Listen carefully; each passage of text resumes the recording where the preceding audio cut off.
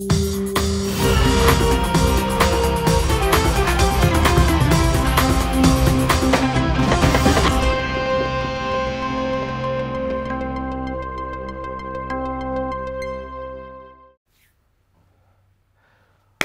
bem, pessoal, estamos ao vivo, sexta-feira, 20 de outubro, 7 horas da manhã, está começando o Desperta ICL em todos os canais do ICL Notícias, no canal do Eduardo Moreira, no canal do Leandro Demore, tudo isso no YouTube e em todas as redes sociais mais relevantes, as que vocês já conhecem, né? Facebook, Instagram, Twitter, Twitch, etc e tal. Concentramos os nossos esforços e as nossas conversas no YouTube, então quem quiser chega lá no YouTube, assine os nossos canais, clica no sininho e vá deixando seu comentário. Muito obrigado, muito bom dia a todo mundo que já está chegando lá no nosso chat. Bom dia, chat! Tá tudo bem com vocês aí?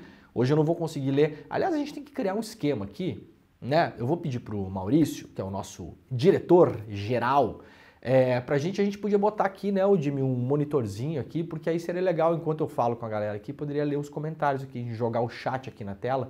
Farei isso, porque as pessoas gostam muito que eu leia os comentários. Quando eu tô, ontem, por exemplo, ontem o William De Luca nobremente apresentou este programa, mas durante a semana eu estava em viagem, e aí como eu faço do nosso estúdio móvel, eu consigo estar mais próximo do computador e ler os comentários de vocês. Aqui no nosso estúdio maravilhoso, incrível, eu não tenho essa possibilidade, mas é uma ideia que me veio agora e vamos ver se a coisa anda nesse sentido, tá bom? Muito obrigado. Sexta-feira, né? Sexta-feira, então faremos aqui um giro de notícias. Tem muita coisa pra gente falar hoje, como eu falo todos os dias. Então fiquem por aí. Este é o Desperta ICL para quem está chegando agora e não conhece este programa. Nós basicamente nos dedicamos aqui durante 1 hora, todos os dias, de segunda a sexta, às 7 horas da manhã, ao vivo. Estamos ao vivo neste exato momento, a ler as notícias mais importantes que acontecem no Brasil e do mundo. A gente não vai aqui só trabalhar igual a inteligência artificial, ficar só lendo notícia, então a gente dá texto e contexto, a gente vai explicar tudo o que está acontecendo para sairmos deste programa mais despertos. É daí que veio a ideia do programa Desperta, né? Pegaram? Pegaram. Muito obrigado para quem nos acompanha também na TV aberta e no rádio. Para quem não sabe, este programa está ao vivo em uma rede que inclui também a televisão e o rádio. TVT em São Paulo, Grande São Paulo, Rádio Brasil Atual em São Paulo e Grande São Paulo e TV Quirimurê lá na Bahia. Muito obrigado para todo mundo que está nos acompanhando por aí. Tem muita gente que manda mensagem falando que acompanha pelo rádio, né? E para quem não sabe, se você tem um aplicativo do YouTube, vocês podem também acompanhar este programa como se fosse um programa de rádio. É espantoso o número de pessoas que amam o rádio até hoje, né, no Brasil e no mundo, não é só no Brasil, mas no mundo todo, e falam, olha, eu ouço o programa, o Desperta de manhã, com o senhor ouvindo como se fosse um programa de rádio. Então podem fazer isso também, a gente tenta ao máximo, quando mostra imagens aqui, fazer uma audiodescrição para todo mundo. Tá bom, gente? Vamos lá, então. Matéria trazida pelo Jamil Chad, lá diretamente de Genebra, onde o Jamil Chad tem a sua base jornalística. Ataques matam mais de 1.500 crianças em Gaza. Corpos são jogados em valas comuns. Passamos a semana toda debatendo se Israel atacou um hospital ou não atacou um hospital. Esse debate, claro, é importante. É um ataque ainda a ser investigado. Eu já falei isso aqui nos programas a semana toda. Quem é o principal suspeito de ter atacado o hospital é Israel. Não há dúvida nenhuma disso. Não há dúvida razoável de que o principal suspeito é Israel. Mas por que é Israel? Porque Israel está bombardeando a faixa de Gaza. Quem é que está bombardeando a faixa de Gaza? Israel. Quem já atingiu 6 hospitais com bombardeamentos? Israel. Quem já atingiu 60 e poucas, a gente vai mostrar os números aqui, escolas? Israel. Quem mandou evacuar o hospital atingido pelo bombardeio? Israel. A gente tem que partir do básico, né, gente? Conclusões estapafúrdias e fora da lógica, elas precisam de mais explicação. De resto, a gente tem a lógica, né? Então, mas para além disso, para além do fato do hospital, há uma situação de calamidade absurda em Gaza. 1.500 crianças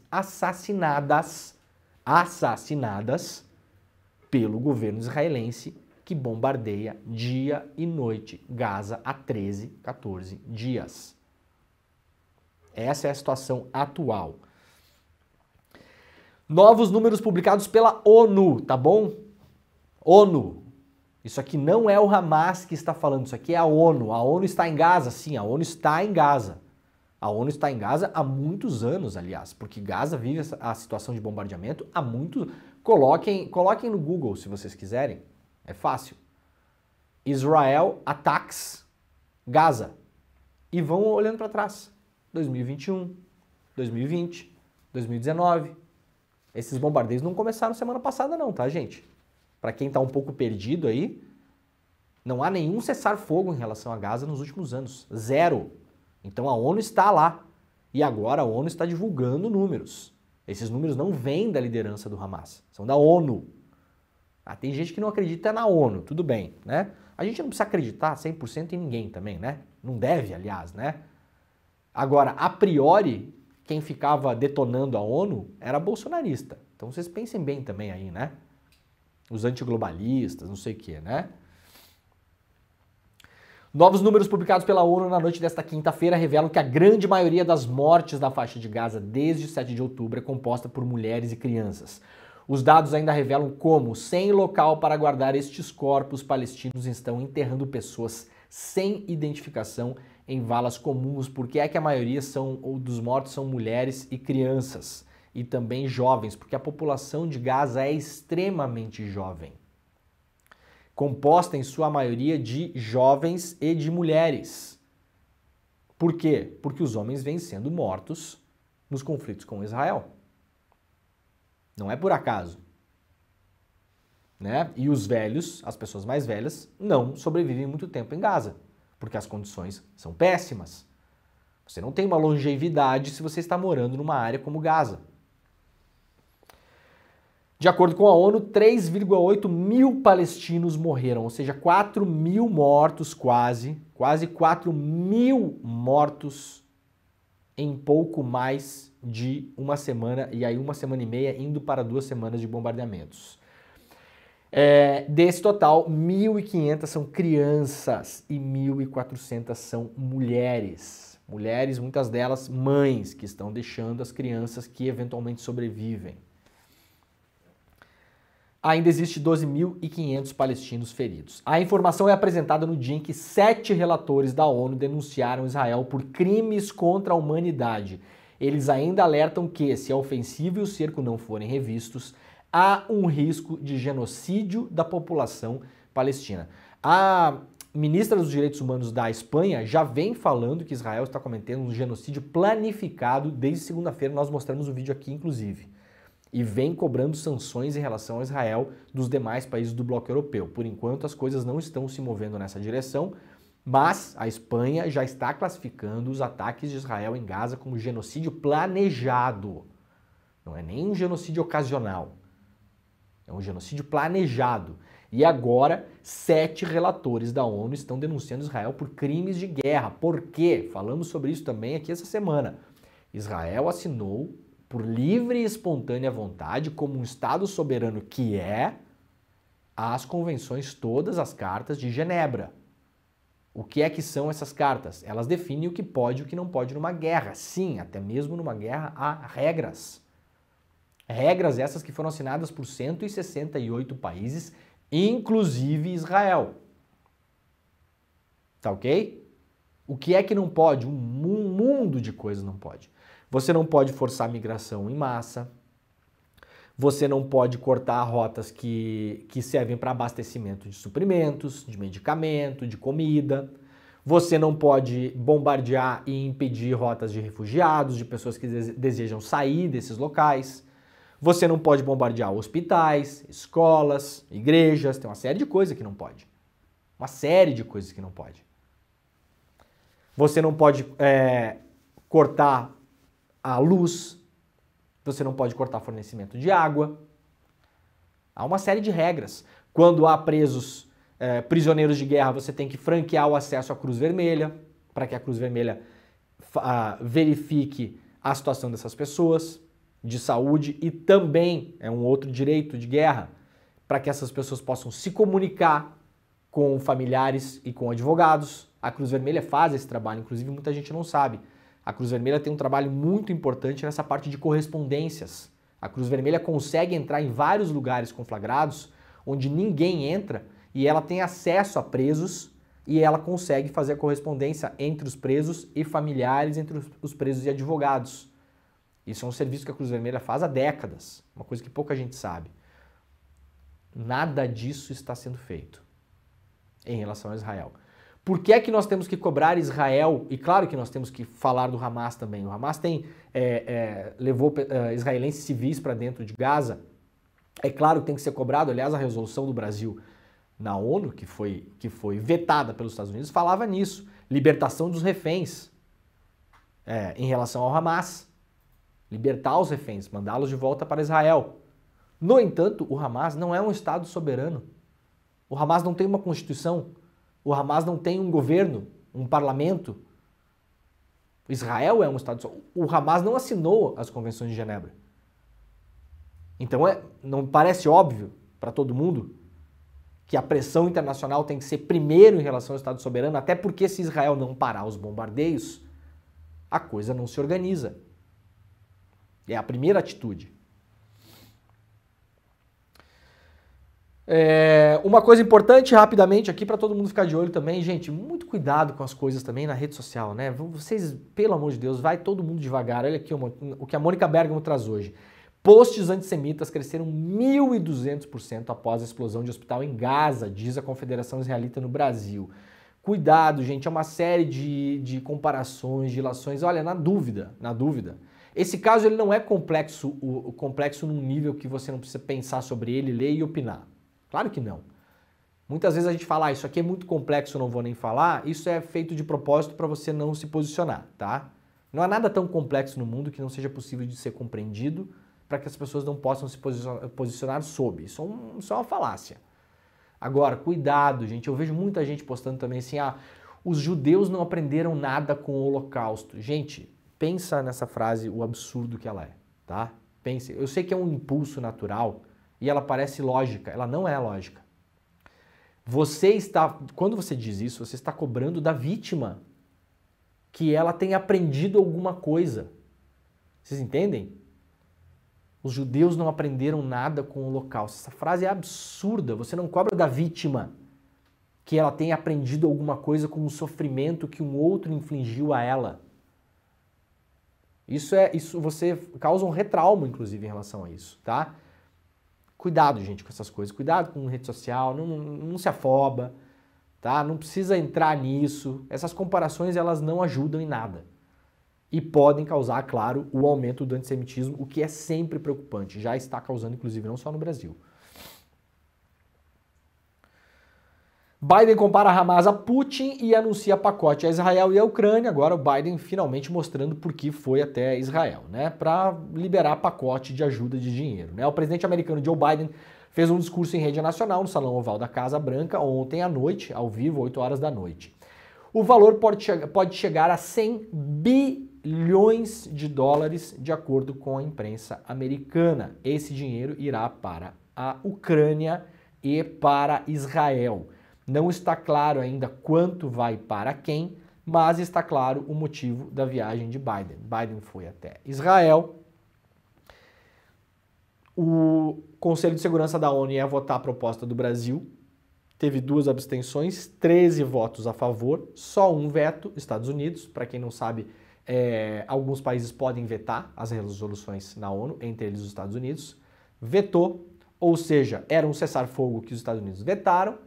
Agora o Biden quer assumir as rédeas dessa negociação, aparecer como grande negociador dessa história toda, por isso ele colocou a ONU de lado e agora anuncia um pacote de 100 bilhões de dólares para a Ucrânia e Israel. Primeiro, como se Israel precisasse.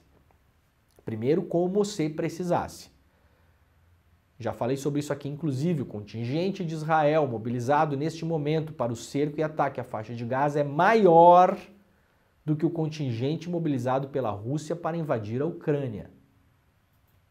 Obviamente, sabemos todos que o território e a capacidade de reação de Gaza é infinitamente menor do que a Ucrânia.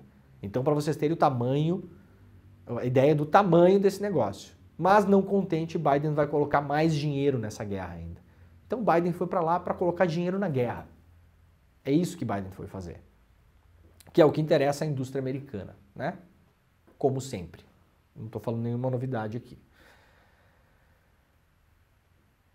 Sem Estado para a Palestina, toda a região estará em chamas, diz Nobel da Paz, publicado pela Folha hoje também, né? Para Muhammad Yunus, a solução depende apenas do apoio dos Estados Unidos, que não veio. Economista diz que Lula pode ganhar o Nobel.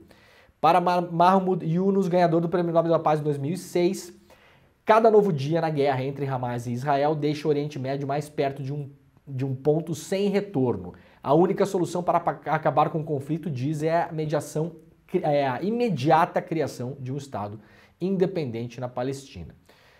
Como, aliás, definiu a própria ONU em 1947, até hoje isso não aconteceu.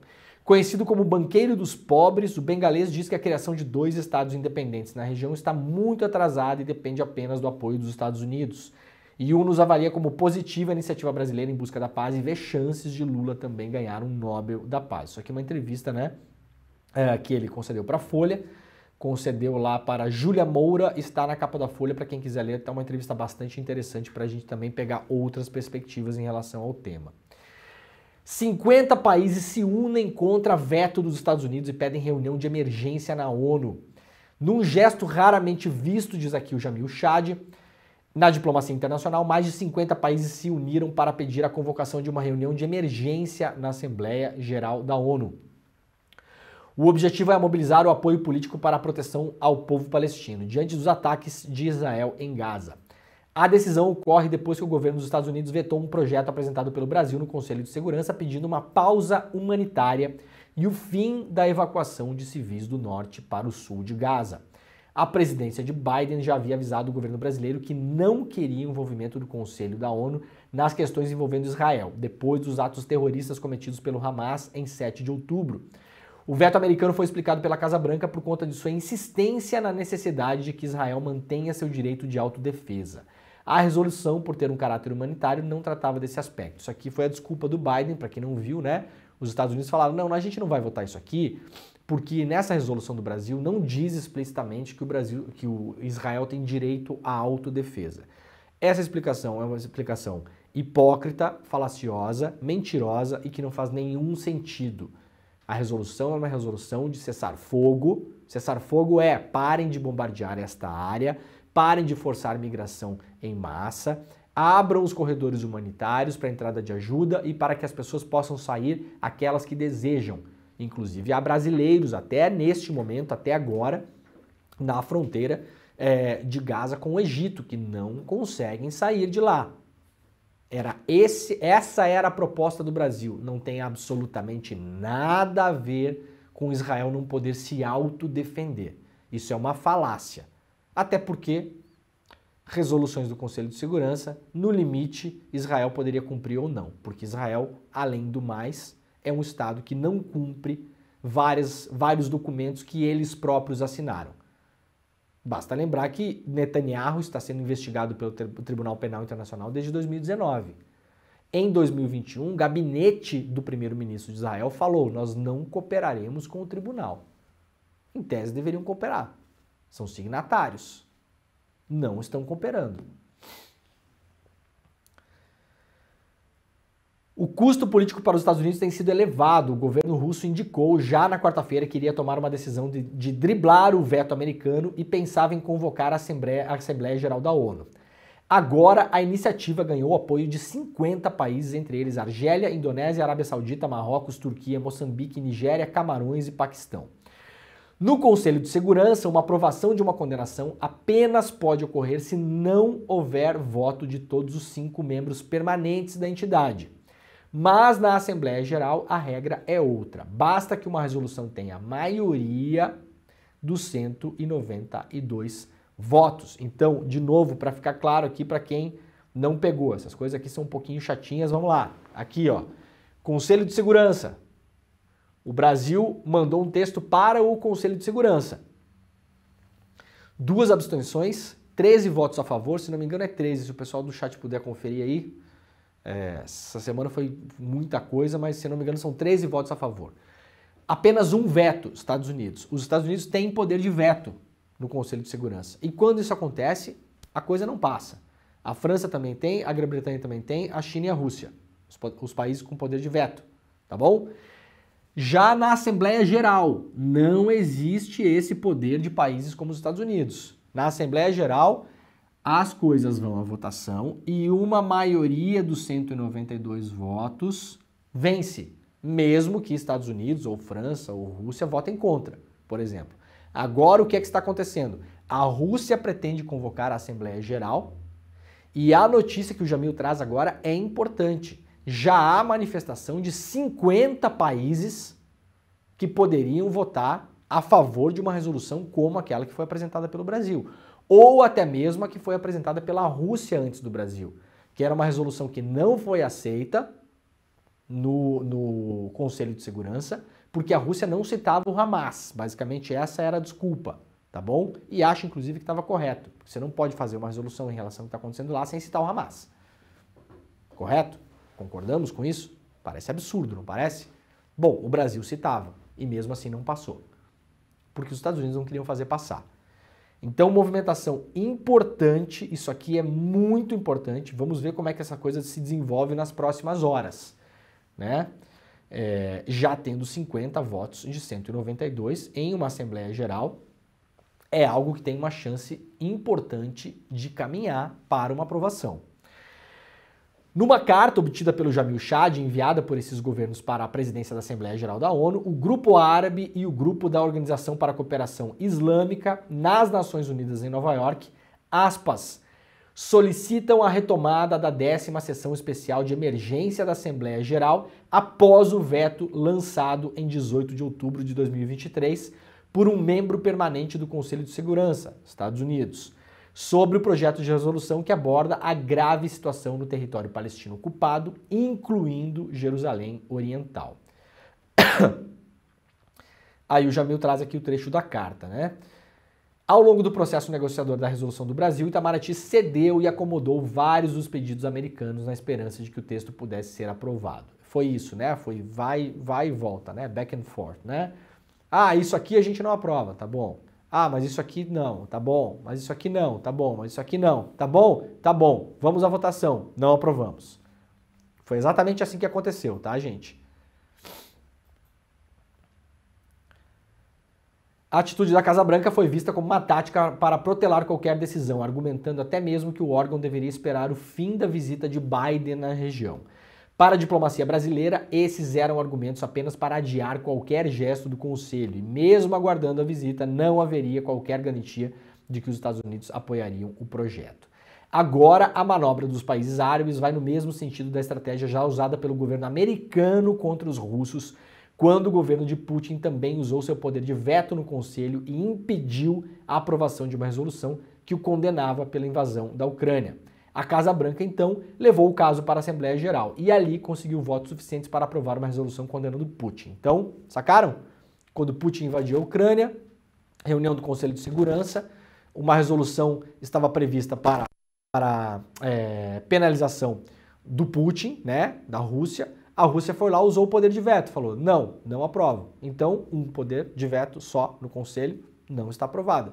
O que os Estados Unidos fez? Reuniram a Assembleia Geral e conseguiram votos suficientes para condenar.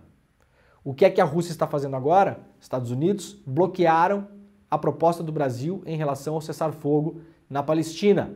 O que é que a Rússia está fazendo agora? Vai tentar chamar a Assembleia Geral e conseguir votos suficientes para aprovar essa resolução, tá bom? De um lado e de outro, as coisas como elas são. Tá bem explicado? Tá bem explicado. Em pronunciamento, Biden fala sobre guerras e faz comparação entre Putin e Hamas, né? Já exploramos isso. Rússia responde Biden e afirma que Estados Unidos se beneficiam de guerras, apenas negócios. Porta-voz do governo russo afirmou que Estados Unidos enganaram o mundo usando valores que Washington nunca defendeu. Biden comparou Putin e Hamas em pronunciamento. Deixa eu aumentar isso aqui.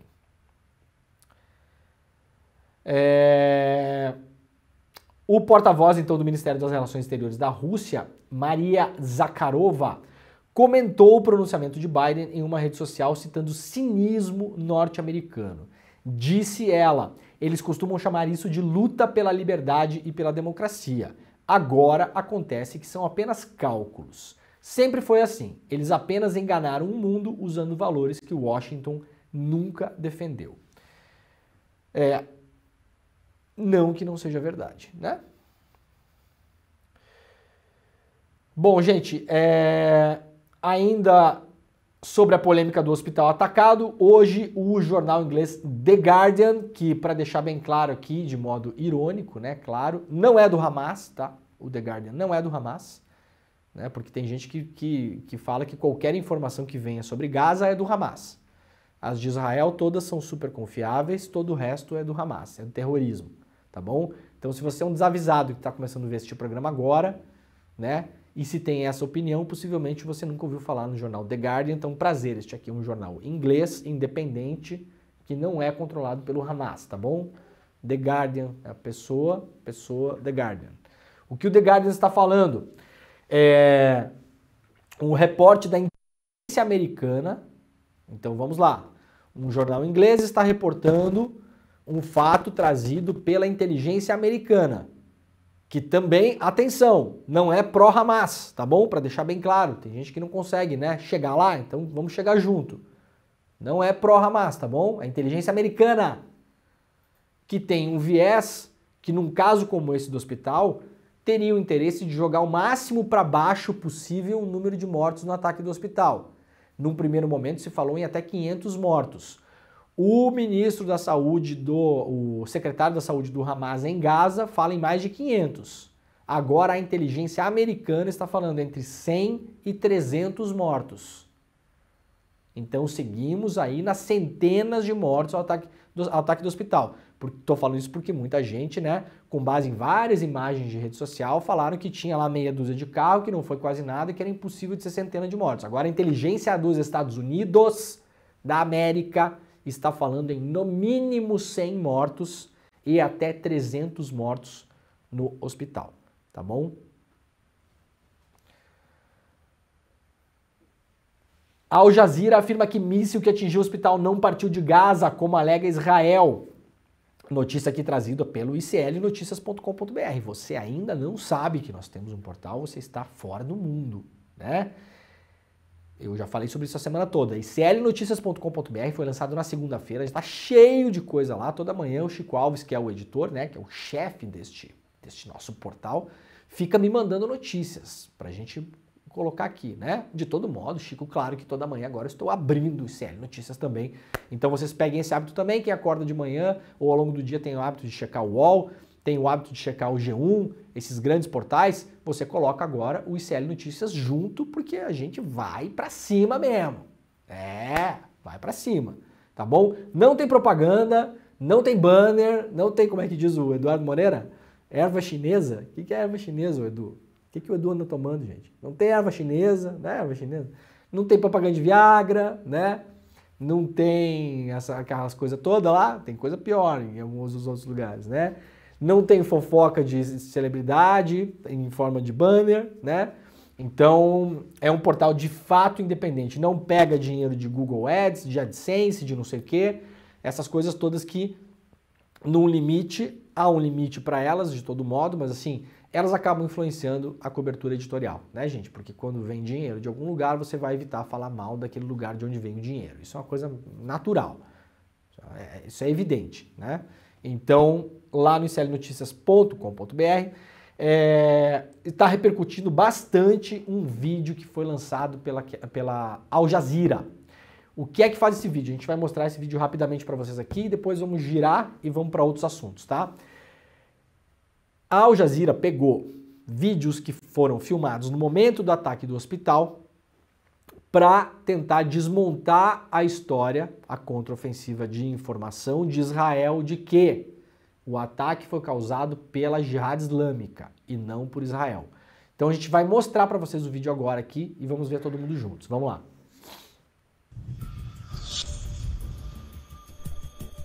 Em 17 de outubro de 2023, centenas de palestinos foram mortos quando o hospital árabe Al-Ali, em Gaza, foi bombardeado. As autoridades de Gaza atribuem a explosão a um ataque aéreo israelense. O exército israelense nega a responsabilidade e afirma que o ataque foi causado por um lançamento de foguete fracassado da Jihad Islâmica Palestina. Eles dizem que usaram imagens da Al Jazeera para supostamente confirmar essas alegações. Mas você está me pedindo provas? Você não precisa obter provas de mim. Tudo o que você precisa fazer é acessar a Al Jazeera. Em 17 de outubro de 2023, centenas de palestinos foram mortos quando o hospital árabe Al-Ali, em Gaza, foi bombardeado. As autoridades de Gaza atribuem a explosão a um ataque aéreo israelense. O exército israelense nega a responsabilidade e afirma que o ataque foi causado por um lançamento de foguete fracassado da Jihad Islâmica Palestina. Eles dizem que usaram imagens da Al Jazeera para supostamente confirmar essas alegações. Mas você está me pedindo provas? Você não precisa obter provas de mim. Tudo o que você precisa fazer é acessar a Al Jazeera, que transmitiu o evento ao vivo. E você poderá ver, eu tenho uma legenda hackeada da tela só para você ver. Esta é a Al Jazeera de ontem à noite. Nossa equipe de investigações digitais, SANAD, decidiu investigar essas alegações e realizou uma análise aprofundada desse vídeo da Al Jazeera, juntamente com vários outros vídeos de diversas fontes, e estabeleceu uma linha do tempo detalhada, segundo a segundo, dos eventos. Ao analisar a transmissão ao vivo da Al Jazeera a partir das 18h45, a equipe conseguiu identificar 4 ataques aéreos israelenses em Gaza, visando a área próxima ao hospital, começando em 18 horas 54 minutos e 26 segundos, depois às 18 horas 55 minutos 03 segundos, depois em 18 horas 57 minutos 42 segundos, e depois em 18 horas 58 minutos 04 segundos. Esse é o horário militar para pouco antes das 19 horas locais. A equipe cruzou esse vídeo com outro, capturado por uma câmera situada ao sul de Tel Aviv, mostrando uma visão ampla da faixa de Gaza. Esse vídeo mostra uma série de lançamentos de foguetes de Gaza. Esse vídeo mostra claramente como o Iron Dome interceptou esses foguetes. Voltando à transmissão ao vivo da Al Jazeera às 18h59 e 35 s, podemos ver o lançamento de um único foguete de Gaza. Este é o foguete em questão. Esse foguete também pode ser visto no vídeo israelense. 15 segundos depois, a transmissão ao vivo da Al Jazeera mostra que o mesmo foguete foi interceptado exatamente às 18h59 min. Essa interceptação tem o mesmo brilho observado nas interceptações anteriores. Uma olhada mais de perto no vídeo capturado pela transmissão ao vivo da Al Jazeera mostra o foguete sendo completamente destruído e quebrado no céu. De acordo com todos os feeds e vídeos analisados, esse foguete foi interceptado e foi o último lançado de Gaza antes do bombardeio do hospital. 5 segundos após essa interceptação, você pode ver uma explosão em Gaza, seguida, 2 segundos depois, por uma explosão muito maior. Este é o ataque que atingiu o hospital árabe Al-Ahli. Como resultado, a equipe de investigação digital da Al Jazeera não encontrou fundamentos para a alegação do exército israelense de que o ataque no hospital árabe Al-Ali, em Gaza, foi causado por um lançamento de foguete fracassado. Muito bem, tá aí. Esse vídeo foi publicado pela Al Jazeera ontem. Tem um outro vídeo também publicado pelo canal inglês, TV pública inglesa Channel 4. Esse vídeo, não vai dar tempo da gente mostrar aqui, porque é muita coisa, mas esse outro vídeo também, porque muita gente vai falar, ah, não, mas a Al Jazeera não. A Al Jazeera não dá porque tem viés. Bom, como se a mídia ocidental não tivesse viés, né? O New York Times não tem viés. O Washington Post não tem viés. Só a Al Jazeera tem viés. É uma investigação importante, sólida, né? Ela não substitui uma investigação local, que ainda não aconteceu, o que coloca este caso em um patamar, até agora, se queremos aceitar, de dúvida. Então vamos colocar esse caso em um patamar de dúvida. Quem segue sendo o principal suspeito, pelos motivos óbvios? Israel. Porque está bombardeando a faixa de Gaza, porque já bombardeou outros hospitais, porque mandou evacuar este mesmo hospital bombardeado, segundo informações da própria ONU. Então vamos pela lógica. Tá bom? De todo modo, o do Channel 4 é uma outra investigação, porque Israel mostrou um grampo entre membros da Jihad Islâmica, que seria um suposto grampo que comprova que foram eles. O Channel 4, que não é do Hamas também, que não é também da Al Jazeera, que é um canal inglês, ocidental, TV pública, inglesa. O Channel 4 fez uma perícia no áudio, no tal do grampo, e há indícios ali que seja um grampo forjado, que não seja verdadeiro, por conta de sotaque, léxico, a maneira como as pessoas falam e muitas outras coisas. Então, gente, Israel já mentiu várias vezes em situações de guerra, negando que tenha cometido crimes que depois descobriu-se que cometeu. Não se acredita em absolutamente nada que venha, principalmente neste exato momento, durante os bombardeios em Gaza. Tá bom? Nada. Zero.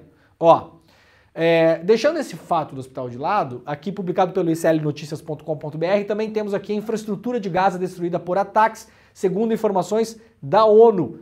1.400 residências, 24 postos de saúde, incluindo 6 hospitais. Então, se não atacou este hospital, atacou outros 6, como se fosse um dia depois do outro. Sequer está negando esses ataques todos, porque não tem como negar. 3 hospitais evacuados, 64 instituições de educação atingidas, incluindo 20 escolas da ONU, 11 mesquitas demolidas, 7 mesquitas e igrejas atingidas, 11 pontos de água atingidos e mais de 1 milhão de pessoas em deslocamento. Este é o cenário neste momento em Gaza. Para quem gastou as últimas 72 horas da vida defendendo e tentando justificar esse ataque ao hospital para dizer que não foi Israel, que pelo menos há limites. Eu ouvi gente falar isso, né? Gente falar assim, que bom que não foi Israel e que foi um ataque sem querer, né? Porque pelo menos isso mostra que há limites nesse conflito. Decorem essa tabela, porque essa tabela aqui é a tabela sem limites. Não há limites para o que está acontecendo, independentemente do caso do hospital em questão. 6 hospitais atingidos, 3 evacuados, 20 escolas da ONU, 64 instituições de ensino, 11 mesquitas demolidas, 11 demolidas. 7 mesquitas e igrejas atingidas, 11 pontos de água, 1 milhão de pessoas em deslocamento. Não há limites para o que está acontecendo. Para fechar o assunto, a nossa querida colega Heloísa Vilela está escrevendo um diário de guerra no iclnoticias.com.br. Quando vocês acessarem o portal, vocês vão poder ver, está lá na capa do portal. E a Heloísa Vilela, enviada especial do ICL, chegou à Palestina, já está fazendo seus primeiros posts de lá. Está aqui o primeiro post do que ela chama em Ramallah, na Cisjordânia, onde a Heloísa está neste momento, uma calma assustadora. Foi o que senti no ar na cidade de Ramallah, na Cisjordânia. Do lado de lá das barreiras e muros está Jerusalém. Do lado de cá, os moradores têm acordado de madrugada com o som de alarmes de carro disparando. Ninguém sabe ao certo se é o acaso ou uma forma de alertar vizinhos de que a polícia israelense está na área. Então, acompanhem o Diário de Guerra exclusivo, único, enviada pelo ICL para a região dos conflitos, a nossa querida Heloísa Vilela, tá bom? Tá lá postado já na capa do ICL Notícias. Muito bem, vamos lá para outras notícias, vamos dar um giro aqui que tem bastante coisa para a gente terminar o programa. Xi Jinping recebe Arthur Lira e promete mais sinergia com o Brasil. O presidente da Câmara dos Deputados, Arthur Lira, foi recebido pelo líder chinês Xi Jinping nesta sexta-feira no Grande Salão do Povo, em Pequim. O encontro ocorreu em meio ao Fórum Cinturão e Rota, que comemora 10 anos do Programa Internacional de Investimento em Infraestrutura da China, do qual o Brasil oficialmente ainda não faz parte. A China está tentando fazer esse programa crescer. Esse programa é o grande programa de investimento da China no mundo. E aí agora a China está começando a chamar mais países para que possam conhecer esse programa e eventualmente entrar nesse programa para que os investimentos chineses possam chegar nesses outros países. Comentando a reunião, a ministra assistente de Relações Exteriores, Hua Chunying, afirmou que a China está disposta a reforçar a sinergia entre a iniciativa Cinturão e Rota e as estratégias de desenvolvimento do Brasil. com vistas a impulsionar a modernização dos dois países, acrescentando que no ano que vem as relações diplomáticas completam 50 anos entre Brasil e China. Fim de sanções faz Petrobras pensar seriamente na Venezuela, diz Prates, presidente, da estatal. O presidente da Petrobras, Jean Paul Prates, afirmou nesta quinta-feira que o fim das sanções dos Estados Unidos à Venezuela leva a estatal a pensar seriamente em voltar a investir no país vizinho, apontado como dono das maiores reservas de petróleo do mundo. É a maior reserva de petróleo do mundo conhecida, não explorada. Essa é a diferença, tá? Não é a maior reserva do mundo em exploração, mas é a maior reserva do mundo conhecida. Justamente por isso, a Venezuela se torna tão atrativa para empresas de fora. As empresas dos Estados Unidos já sabem disso, já estão lá perfurando poços, não são bobos nem nada. Bobo era o governo Bolsonaro, que estava ignorando o maior poço de petróleo do mundo do lado do Brasil, enquanto as empresas privadas americanas estavam lá começando a perfurar poços de petróleo de novo. Negócios. Vamos colocar a Venezuela no mapa de novo, afirmou Prates em uma live promovida pela agência EPBR, defendendo que a avaliação absolutamente não tem nada a ver com questões ideológicas e afinidades políticas.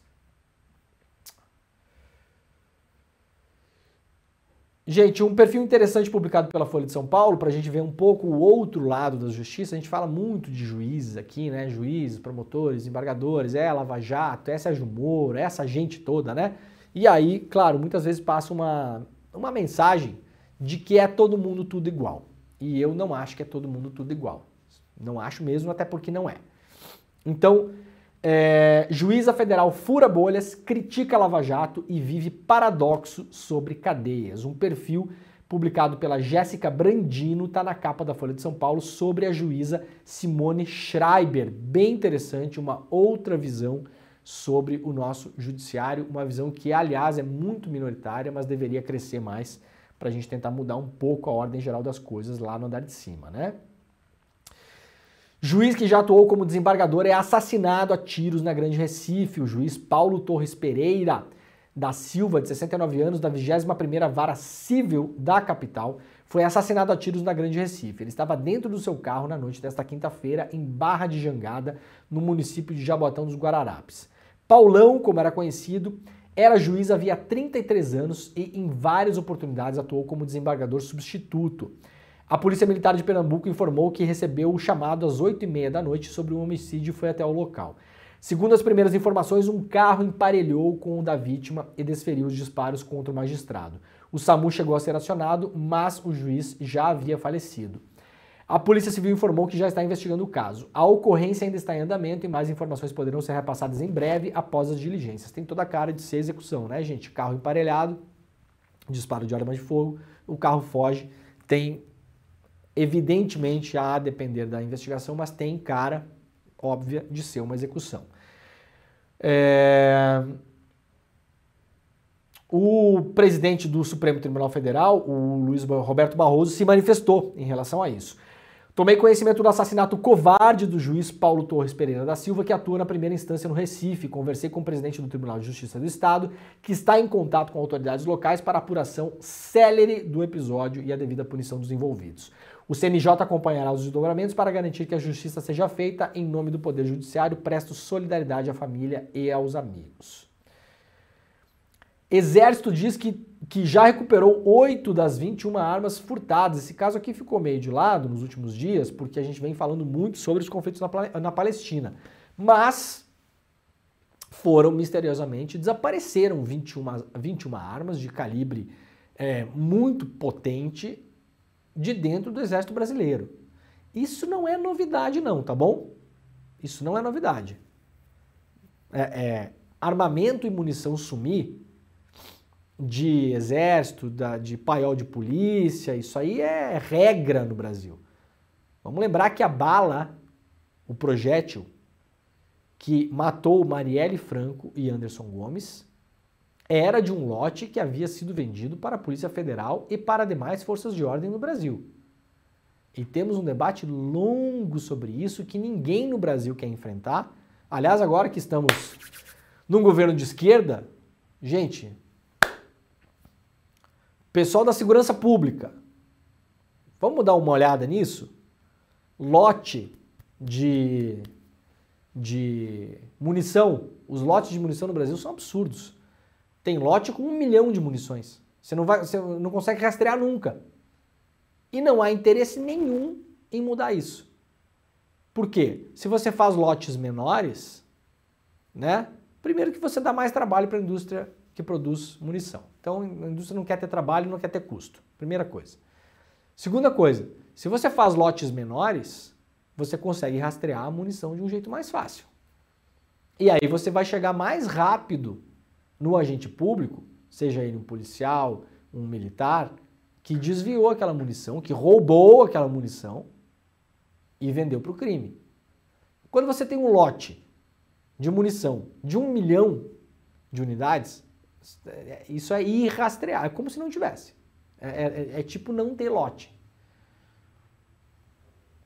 Autoridades do Exército afirmaram nesta quinta-feira que 8 das 21 armas furtadas do arsenal de guerra do quartel em Barueri, em São Paulo, foram recuperados no Rio de Janeiro. Os armamentos recuperados foram 4 metralhadoras .50 e 4 MAGs. As informações foram confirmadas pelo general Maurício Vieira Gama, chefe do Estado-Maior do Sudeste.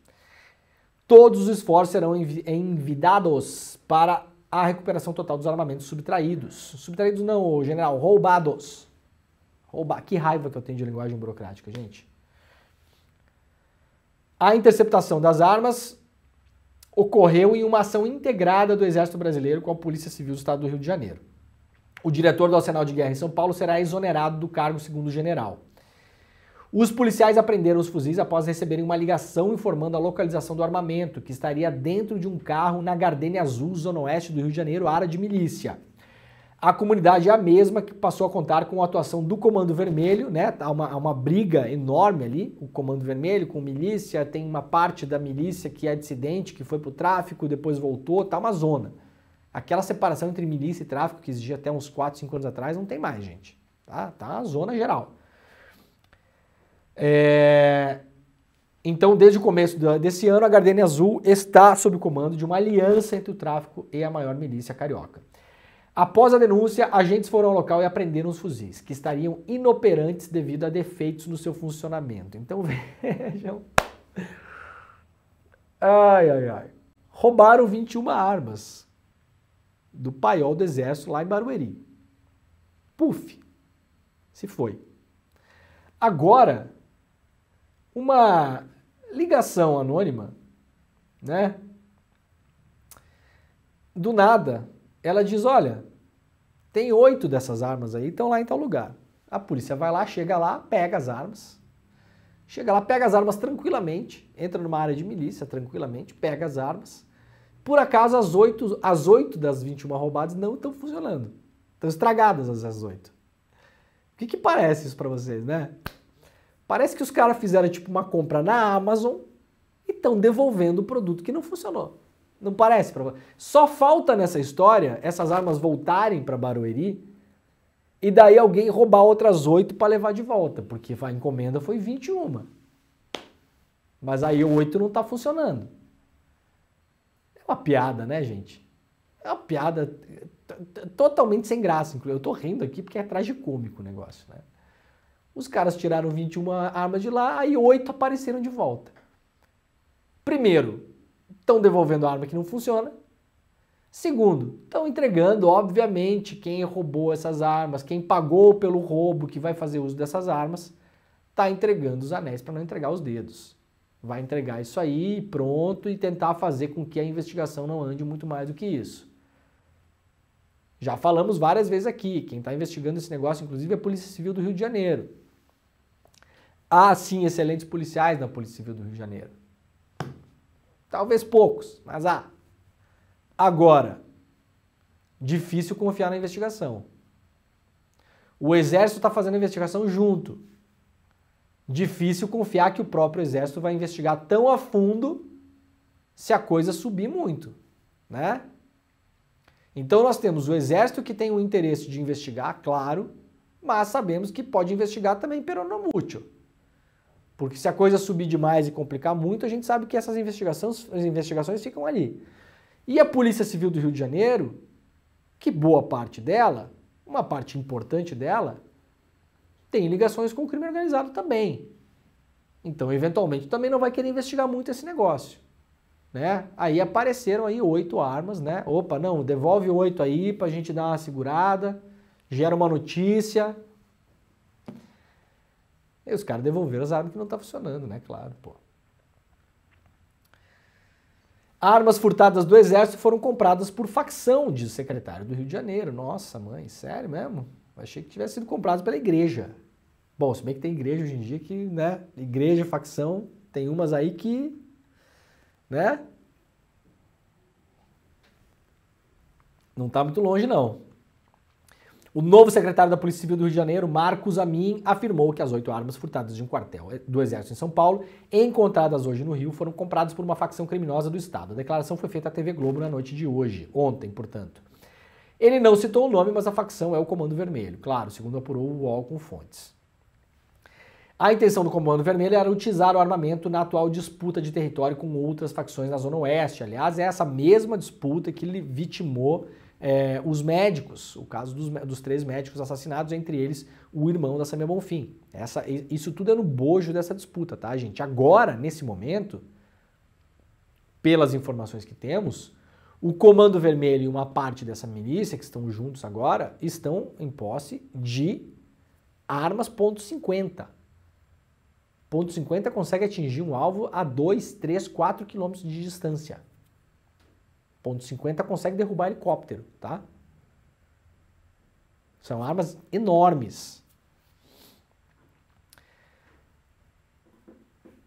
Os compradores já foram identificados e agora as autoridades tentam descobrir quem furtou e transportou as armas até o Rio de Janeiro. Parte desse armamento já tinha sido reservada para essa facção criminosa que está em um movimento de expansão na região de Zona Oeste, disputando com grupos paramilitares por territórios. Parte do armamento já tinha sido reservada.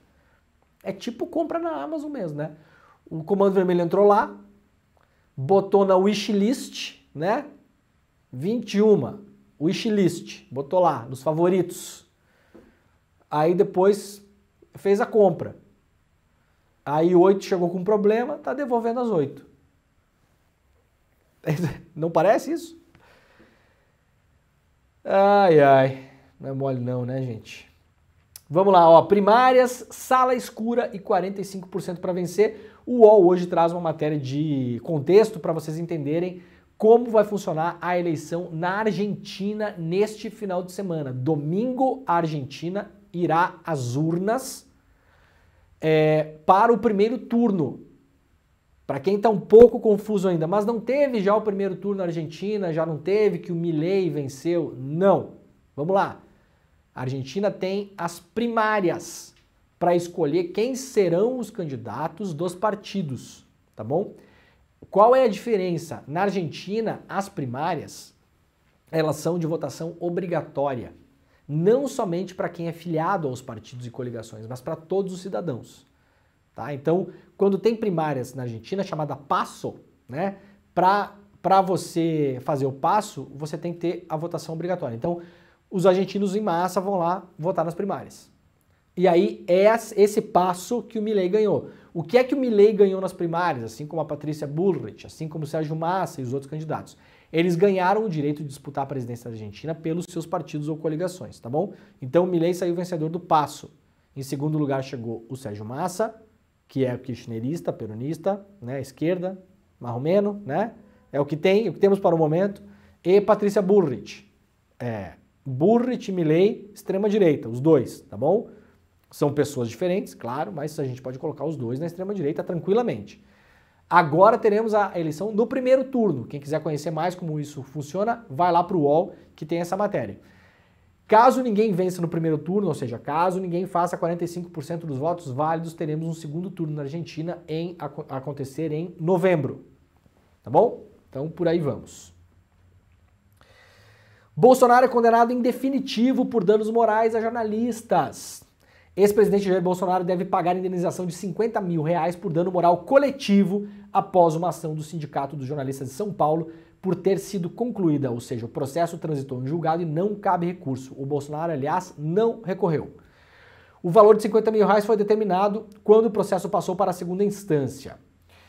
A ação aberta em 2021 pelo sindicato que exigia na época o fim das ofensas contra os profissionais de imprensa. Então isso aqui é uma decisão importante, simbólica. Parabéns para o Sindicato de Jornalistas de São Paulo. Isso aqui é uma decisão simbólica. Bolsonaro condenado contra ofensas aos jornalistas, à classe, a todos nós, que nos últimos anos passamos poucas e boas, né, nessa maré de desgraça que esse homem trouxe para nossa classe. Foi muito duro ser jornalista no Brasil, gente, nos últimos anos. Vocês não têm noção, né? Vocês não têm noção. A gente fala pouco sobre isso, mas não foi mole não, tá?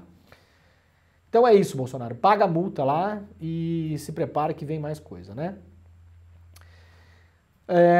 Vamos lá, só encerrar nossa rede rapidinho. Pessoal da TVT, pessoal da TV Quirimurê, pessoal da Rádio Brasil Atual, muito obrigado pela companhia de vocês. Nós voltaremos na segunda-feira, 7 horas da manhã, ao vivo. Este é o Desperta ICL. Até lá e tchau!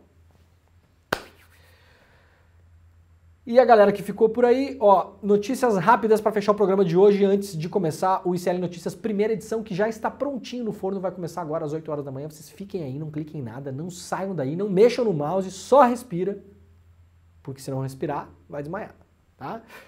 Twitter acumula multa de 16 milhões em ação do TRE por retardar envio de dados sobre fake news. Por decisão do Tribunal Regional Eleitoral do Rio de Janeiro, hoje conhecido como X, o Twitter acumula uma dívida de 16 milhões e 300 mil reais por retardar o envio de dados sobre perfis que disseminam fake news durante as eleições. Isso acontece, claro, porque não há regulação das redes sociais no Brasil. PL 2630 não foi aprovado, segue vagando pela Câmara dos Deputados, tal qual um fantasma arrastando correntes. Espero que volte à votação em algum momento da nossa história. Enquanto isso não acontecer, as plataformas seguirão fazendo o que elas bem entenderem. E para fechar o programa hoje aqui, uma notícia muito legal que vem de Santa Catarina, né? Tristemente bacana a notícia, né? Porque é triste o histórico, mas é bom o momento presente. Santa Catarina volta a ter uma deputada negra 89 anos após Antonieta de Barros. Quase um século. Vocês têm a noção do tamanho desse negócio? Essa aqui até os anti-identitaristas vão achar que é uma notícia que vale a pena dar, né? Tem um pessoal que acha que não tem que discutir nada disso. 89 anos sem uma deputada negra pisar na Assembleia de Santa Catarina. Vanessa Rosa, do PT, fica no cargo até 20 de novembro, né? E é de modo interino. Durante a licença do deputado Padre Pedro, o parlamentar afirmou que tem como principal missão a luta pela causa negra. Tá aqui então a foto dela pra gente terminar. Quase um século. Que foto, hein? Vou deixar aqui, ó, para encerrar o programa hoje, tá aqui, ó. Quase um século para a gente conseguir ver de novo uma cena como essa na Assembleia de Santa Catarina. Ai, Brasil. Muito bem. Parabéns para a deputada. Né? Gente, o programa está acabando. Sexta-feira, 20 de outubro, são 7h58 da manhã. Vocês fiquem agora com o ICL Notícias, primeira edição, para acompanhar todo o debate sobre tudo o que acontece no Brasil e no mundo, com os nosso time de comentaristas, os convidados. Vocês sabem que o programa é altíssimo nível, 2 horas de conversa, né? 2h30, aliás, de conversa. E depois seguimos com o Em Detalhes, da Gabi Varela, e também o nosso programa de mercado, de economia, de negócios, de mercado, com a Débora Maganha e o André Campedelli. Então, temos programação no ICL das 7 da manhã até as 11h30 da manhã, tá bom? Nós voltaremos segunda-feira. Este foi o Desperta ICL. Muito obrigado e tchau. Olá, eu sou André Campedelli, professor do curso de Economia Básica do ICL. Estou aqui para te convidar para fazer esse curso que vai te ensinar os princípios básicos da economia.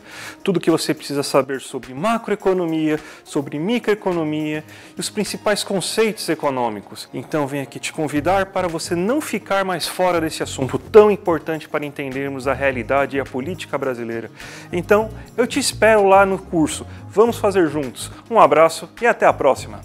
Olá, eu sou a professora Carolina Casarim, do curso Moda e Modernismo no Brasil, e nas nossas aulas você vai aprender um pouco sobre a história do modernismo no Brasil, a história da moda, as relações entre moda e modernismo e a importância da aparência não só para o modernismo, mas para a gente de maneira geral no nosso dia a dia. Por que é importante a gente entender sobre a história das roupas? Por que é importante a gente ter consciência do valor político que a aparência tem e que os nossos modos de vestir têm? Mas além disso, você vai aprender muito mais. Te espero lá!